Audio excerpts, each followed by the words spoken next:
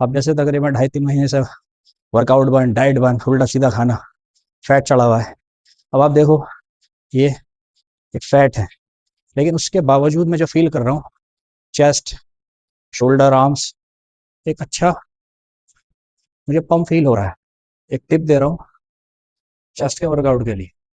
ये जो शोल्डर में पेन होता है ना, इसका सबसे बड़ा रीजन होता है कि आप शोल्डर अपने चेस्ट को अप नहीं करते।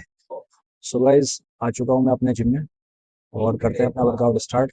चेस्ट का वर्कआउट, सॉरी पुश वर्कआउट, जिसमें हम चेस्ट, शोल्डर और ट्राइसेप्स करेंगे। ठीक है, सो लेट्स स्टार्ट। जब भी हम पुशिंग वर्कआउट करते हैं ना, चेस्ट का वर्कआउट करते हैं या पुश वर्कआउट करते हैं, तो शोल्डर का वार्म अप ना बहुत ज़्यादा ज़रूरी होता है, क्योंकि मोस्टली ये देखा जाता है कि शोल्डर में सबसे ज़्यादा पेन होता है। तो इसलिए जब भी एक्सरसाइज आप करना स्टार्ट करो, बहुत अच्छे से अपने शोल्डर का वार्म अप कर लो, ताकि कोई इंजरी ना हो। इंजरी होगी तो दिक्कत हो जाएगी, इंजरी नहीं होनी चाहिए। पहली एक्सरसाइज जो है इंक्लाइन डंबल प्रेस, पहले सेट है ये, स्टार्ट करते हैं।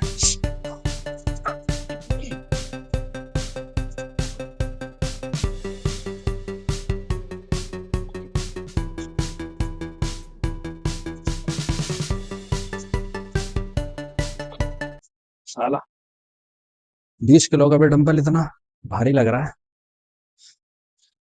पूछो मत।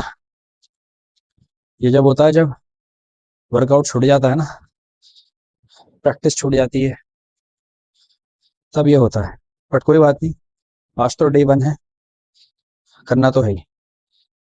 चलो दूसरा सेट लगाते हैं 25 से। एक टिप दे रहा हूँ चेस्ट के वर्कआउट के लिए। ये जो शोल्डर में पेन होता है ना, इसका सबसे बड़ा रीजन होता है कि आप शोल्डर अपने चेस्ट को अप नहीं करते। जैसे कुछ लोग इंक्लाइन पे ऐसे लेट जाएंगे और ये करते रहेंगे। अब आप देख रहे हो मैं बैठा हुआ नहीं हूँ, मैं ऊपर हूँ। क्यों? जब मैं ऊपर आके बैठ रहा हूँ, अब जैसे मैं यहाँ लेटता हूँ, थोड़े से पैर पीछे करते ही चेस्ट अप हो जाते हैं। तो इससे क्या है, मेरे फ्रंट डेल्टो पे ज्यादा इसका इम्पैक्ट नहीं आता। तो ये देखो, तो जितना चेस्ट आप रखोगे उतना ज्यादा अच्छा है, फिर ये शोल्डर का पेन नहीं होगा। और जितनी पुशिंग मूवमेंट है, सब में आपको ये करना है। फिर चाहे आप बेंच प्रेस कर रहे हैं, डंबल कर रहे हैं, फ्लाई कर रहे हैं, कुछ भी कर रहे हैं, तो उसका ध्यान रखिए, काम आएगा आपके।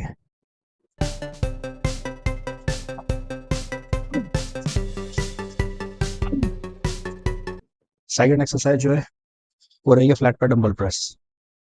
तो इसका भी पहला सेट, 3 सेट ही करना है, ये पहला है।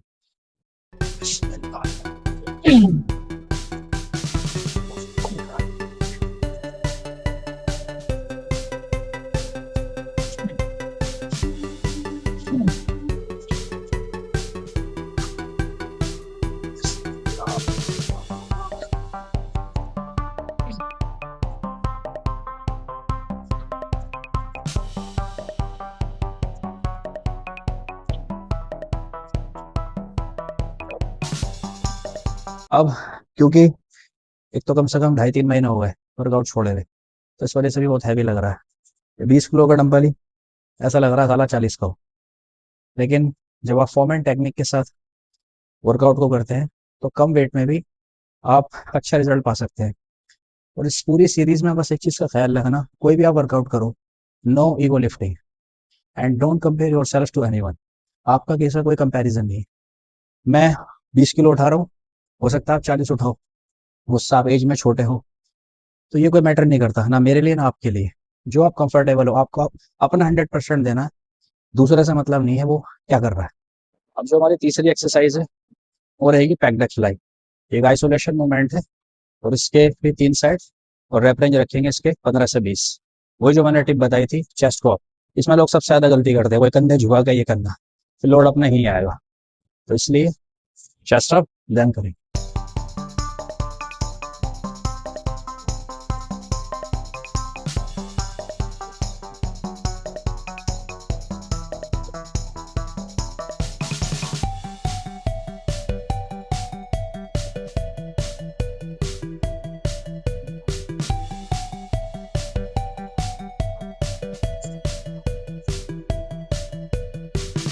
अब जो लास्ट एक्सरसाइज रहेगी चेस्ट की, वो है केबल क्रॉस ओवर। इसके भी 3 सेट 15 से 20 रैप्स।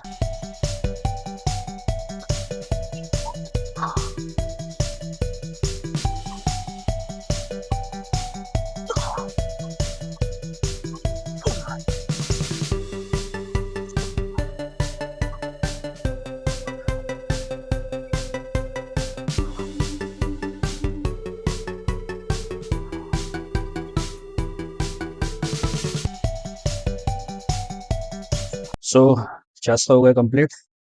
अब क्योंकि पुशिंग मूवमेंट है तो थोड़ा सा शोल्डर को टच करेंगे दोनों साइड। 2 लेंगे शोल्डर प्रेस और इसके बाद लूँगा 2 सेट साइड लेटरल, क्योंकि आज जो पुशिंग मूवमेंट है उसमें चेस्ट को ज़्यादा हमने डोमिनेट रखा है। इसलिए रैप रेंज वो इसकी 12 से 20।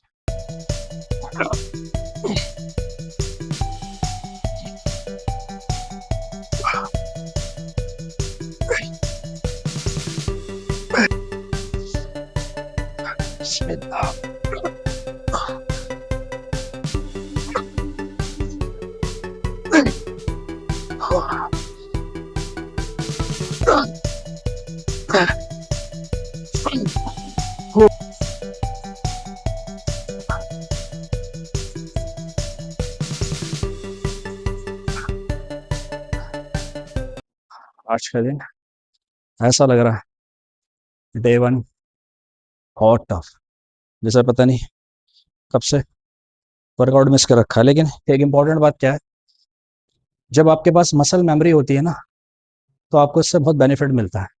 अब जैसे तकरीबन 2.5-3 महीने से वर्कआउट बंद, डाइट बंद, उल्टा सीधा खाना, फैट चढ़ा हुआ है। अब आप देखो ये एक फैट है, लेकिन उसके बावजूद मैं जो फील कर रहा हूँ चेस्ट, शोल्डर, आर्म्स, एक अच्छा मुझे पम्प फील हो रहा है। तो इसलिए अगर आपके पास मसल मेमोरी है, आप वर्कआउट छोड़ देते हो दोबारा से स्टार्ट करते हो, तो ज़्यादा डिमोटिवेट होने की ज़रूरत नहीं है। थोड़ा सा टाइम लगता है और आप जल्दी कम बैक कर लेते हो। एक सेट हो गया।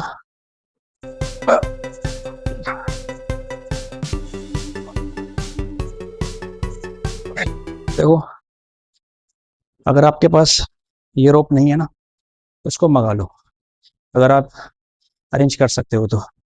इसके बेनिफिट काफ़ी सारे हैं, वो फिर कभी किसी वीडियो में बताऊंगा। ये रोप बहुत इंपॉर्टेंट है, आपके ट्राइसेप्स में बहुत अच्छा कॉन्ट्रैक्शन आता है, आपके जो रिस्ट में अगर पेन है तो वो भी नहीं हो पाता। बाकी डिटेल में फिर कभी देखेंगे इसके बारे में। तो मैं हमेशा इसे यूज़ करता हूँ। 2 एक्सरसाइज करेंगे, पहला ट्राइसेप पुश डाउन और उसके बाद overhead extension. 3 set push down के और 3 सेट ओवरहेड के।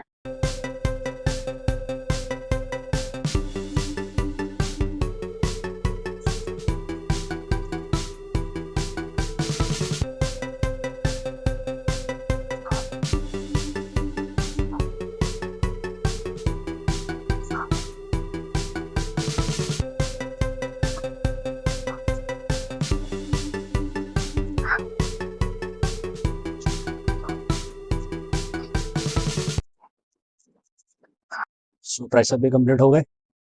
तो आज था हमारी पुशिंग मूवमेंट जो हमने करी है, इसमें चेस्ट करे और डेड्स का सिर्फ हमने फ्रंट और मिड को हिट किया है और ट्राइसेप्स करें। आज जो पुशिंग मूवमेंट थी उसमें चेस्ट को डोमिनेट रखा है, अगले में हम डेड्स को डोमिनेट रखेंगे। वर्कआउट हो गया कंप्लीट। अब इसके बाद रहेगा 30 मिनट्स का कार्डियो।